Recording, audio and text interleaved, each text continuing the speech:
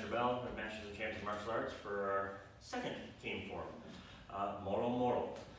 Moro-Moro, like with throwing, has the motions and optional yells, and also has a meaning.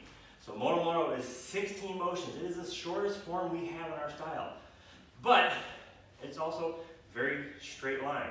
So there's no angles, there's no turning, it's all straight up, straight back. You have a couple 180-degree turns and that's it. Now Moro-Moro, the meaning is ancient dance or stage play used to disguise stick fighting when it was banned during the Spanish occupation of the Philippines. 16 motions, optional yells. Moro-Moro has some quirks, has some simple portions, some complex motions, but all in all, it's kind of a fun form to do, and it's very easy to learn. So, I'm going to show you the whole thing, and we'll break it down. Moro-Moro says so. Moro-Moro.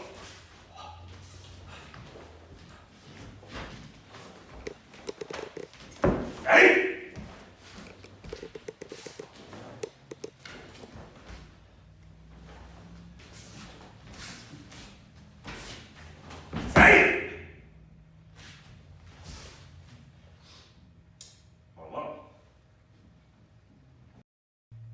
Okay, so part one of breakdown of Moro-Moro.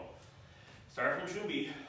First thing we do, right leg back front stance, up prepare, low outward block, outward pass. Next motion, left leg back, up to prepare, step in, low inward block with a check. Now you notice after I came down with that block, I bring it up to my shoulder. Because motion 3, step the left leg forward, L stance, outward block with a brace. Motion 4, I'm going to take my right leg, step forward L stance, and I'm going to do a number 1. Okay. For the next couple motions, it gets a little complex, so we'll call this section 2. Motion 5, I'm going to do what's called a low shield block. So I'm in my L stance right now, doing number 1, hand up prepare. Now my low shield block, I want you to pretend you're looking at a clock face. I want you to go from 11 o'clock all the way to 7 o'clock. So if I'm here, I'm swinging all the way around and coming down to my low shield block.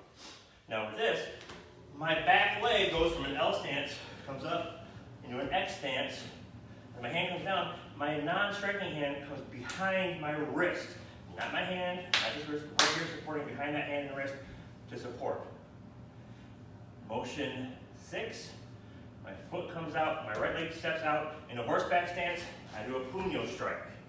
So that puño, the cane butt, swings around temple level. I'm in a nice horseback stance.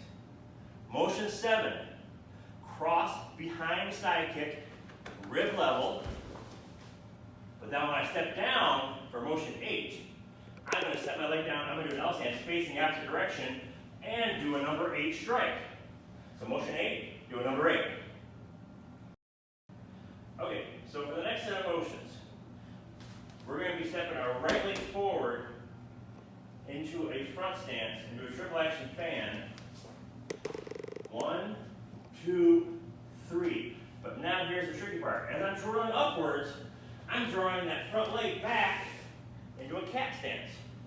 So for my number 8 strike, I'm going bang, bang, up. Or cat stance, that's motion 9. Motion 10, cross snap kick. Very simple. Motion 11, you're going to do what's called a switch step. So basically, I want you to pretend someone's swinging a cane at your legs. From behind you, you're going to move back like, oh, someone's coming. So you're going to use that back leg, and you're basically doing a scissors action motion, and you're going to switch to face the opposite direction. I'm going to show you the step, and then I'm going to show you what we do with the cane after the back. So basically, I'm going to come up 1, 2. Now I'm coming back to a front stance. So if I'm in my cat stance, after my snap kick, left leg comes forward, 1, 2, back. Now my cane is going to do a low outward block because someone's swinging in my leg, so I want to make sure I block that. Good. Okay, for the last bit, you're on the home stretch. The last bit now, we just said on blocking that leg strike. Now we're going to work on a a little bit of attack with some retreat portions. So I'm going to do a figure 8 motion with the tip of the cane here, but I'm going upwards figure 8. That's motion 12. Now I'm going to do a step left leg back, L stance, block, check. Right leg back, front stance, low outward block. Now from here, I am going to keep my legs in the same position they're in, but I'm going to slide forward and do a number 8 strike. So basically, I'm going to slide forward to about here. I'm going to slide here. Then I'm going to do a single twirl, drop down, downward strike, number 9 strike, and drop my knee. That is motion 16. All right, so we take those sections, put them together into the 16 motions of Moro-Moro. Now I like to break Moro-Moro down into 4 motions or 5 motions. It makes those sections easier. Don't try to learn the whole thing at once, just like any other form we do. Learn the sections and then weave the next section in. So if you do it right, the form should look like this. 1, 2, 3, 4, 5, 6, 7, 8, 9, 10, 11, 12, 13, 14, 15, and 16. Now you notice my front leg, my left leg, is right where I started. So when I draw up to 2B, I return to the same point I started from. Moro-Moro.